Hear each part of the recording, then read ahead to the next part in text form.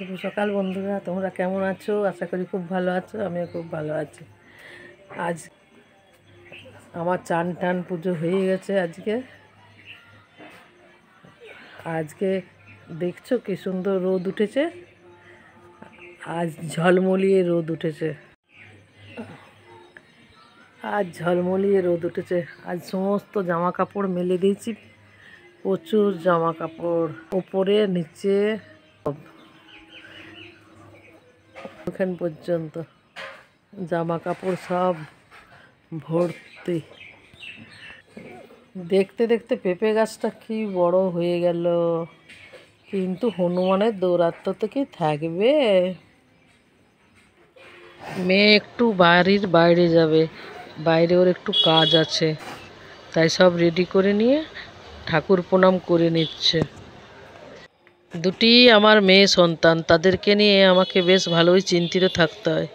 ছোটবেলা থেকে ওদেরকে গাইড করা, সব সময় ওদের সঙ্গে সব জায়গায় যাওয়া, সব কিছুই আমাকে দেখতে হয়েছে।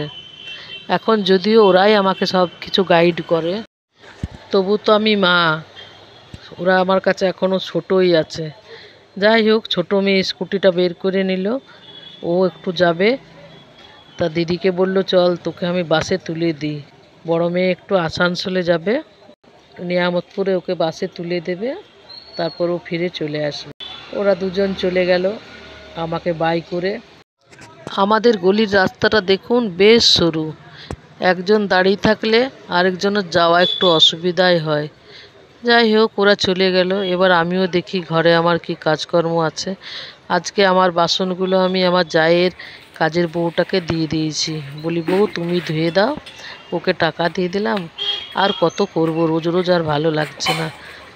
দিয়ে আমি একটু জল খাবারে মুড়ি তরকারি নিয়ে খেতে বসেছি। আর ছোটো মেয়ে ফিরে এসেছে চাউমিন ম্যাগি সব নিয়ে। ও বলছে আমি এখন ম্যাগি বানিয়ে খাবো। আমি তখন একটু ফ্যানের তলায় বসলাম, ও গেল ম্যাগি বানাতে। আমি তো আজকে খাবো না। ও বলছে, মা তুমি খাবে? আমি বললাম, না আমি আজকে খাবো না, তুই খা। দিয়ে ও ম্যাগি বানিয়ে নিল, এবার ম্যাগি খাবে। আবার চাউমিনও নিয়ে এসছে। বলছে, আজকে দুপুরে আমার একদম তুমি ভাতের চাল দেবে না, আমার ওই নিরামিষ ভাত খেতে ইচ্ছে করছে না ডেলি ডেলি। আজকে আমি দুপুরবেলা চাউমিন বানিয়ে খাবো। এখন ম্যাগি খাচ্ছে, দুপুরে চাউমিন খাবে। বাবা, ওর খাওয়া দাওয়া তারই প্রতি আলাদা। দিয়ে বিছানা চাদরটা গোছাচ্ছে, ভালো করে পেতে টান টান করে গুঁজে গুঁজে দিচ্ছে। আমি বলি, ঠিক আছে আমি ভিডিও তুলি। আর এই যে পুতুল এসেছিলো আমার সঙ্গে দেখা করতে। ও তখন ছোট্টটি ছিল, 12-13 বছর বয়স। তখন আমার ঘরে কাজ করতো। আমার মেয়েরা তখন একদম বাচ্চা, খুব ভালো মেয়ে, একদম নিজের মতন করে কাজ করতো। আজ ওর বিয়ে হয়ে গেল 13-14 বছর, কিন্তু আমার সঙ্গে এতটাই ওর ভালোবাসা, ও আমার কাছে বারবার আসে দেখা করতে, গল্প করতে। এইদিকে দেখুন, মেয়ে আমার চাউমিন বানাতে শুরু করে দিয়েছে। জল গরম বসিয়ে দিয়েছে, তারপর চাউমিনগুলো ভেঙে সব জলের মধ্যে দিয়ে দিচ্ছে। ও যতক্ষণ চাউমিন বানাচ্ছে ততক্ষণ পুতুলের গল্পটা আপনাদের কাছে করে নিই। পুতুল একটি বাচ্চা মেয়ে ছিল।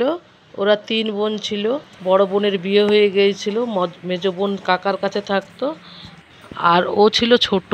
মা বাবা মারা গেছে, তখন ও চলে এলো মামার বাড়ি। কিন্তু এখনকার দিনে তো কে কাকে দেখে বলুন। তারপরে হলো ওরা আবার গরিব। গল্পের ফাঁকে বাতাবি লেবুটা কেটে নিচ্ছি।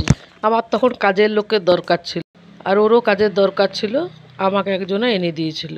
তা দেখতাম সব কাজ ও পারতো না, আমি একটু যত্ন করে ওকে কাজগুলো শিখিয়েছিলাম। আর একটু মায়াও পড়ে গেছিলো ওর উপর। শরীর খারাপ হলে ডাক্তারের কাছে নিয়ে যাওয়া আমি আর আমার হাজব্যান্ডই করতাম। অল্প স্বল্প যেরকম পারত করতো। তারপরে ওই করতে করতে পারদর্শী হয়ে গেল। আর গরিবরা ছোটোতেই তো সব শিখে যায়।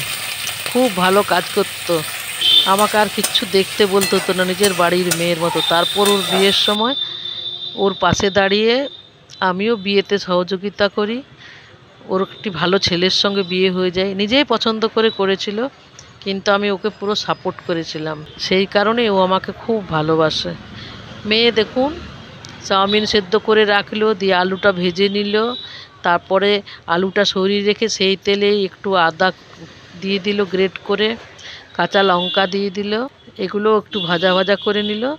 তারপর সব একসঙ্গে মিলিয়ে মিশিয়ে নিয়ে আবার আলুগুলো ভেজে নিচ্ছে।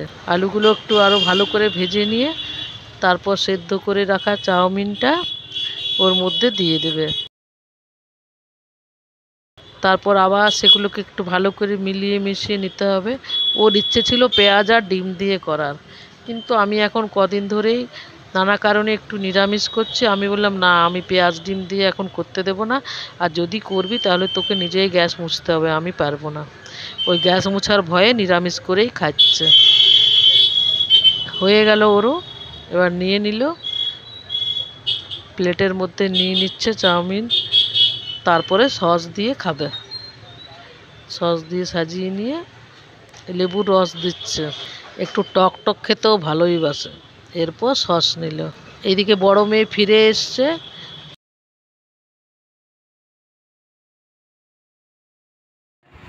মেয়ে বাজার থেকে ফিরলো, এই যে শপিং করে নিয়ে এসছে। কি নিয়ে এসছে দেখো,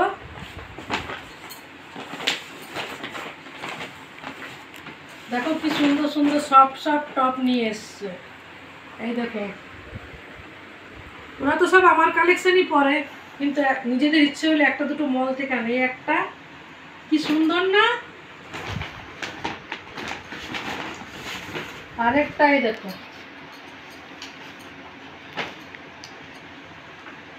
এই দেখো কি সুন্দর, দেখো একদম সফট কোয়ালিটিগুলো, কি সুন্দর নিয়ে এসছে। বড় মেয়ে তো বাড়ি থেকে বেরোতেই চায় না, একটু দরকারে আসানসোলে গেছিল, তারপর সময় বেঁচেছে, তখন নিজের জন্য দুটো টপ কিনে নিয়ে এসছে। দেখছে আজ যাওয়া হবে না।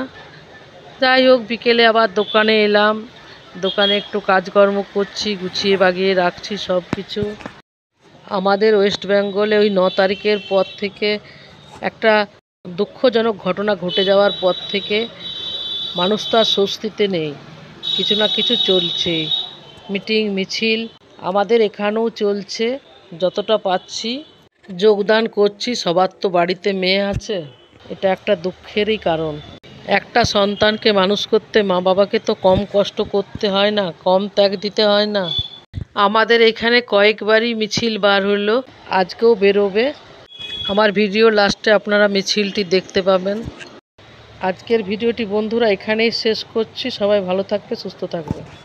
আবার ফিরে আসবে একটি নতুন ব্লগে। টাটা।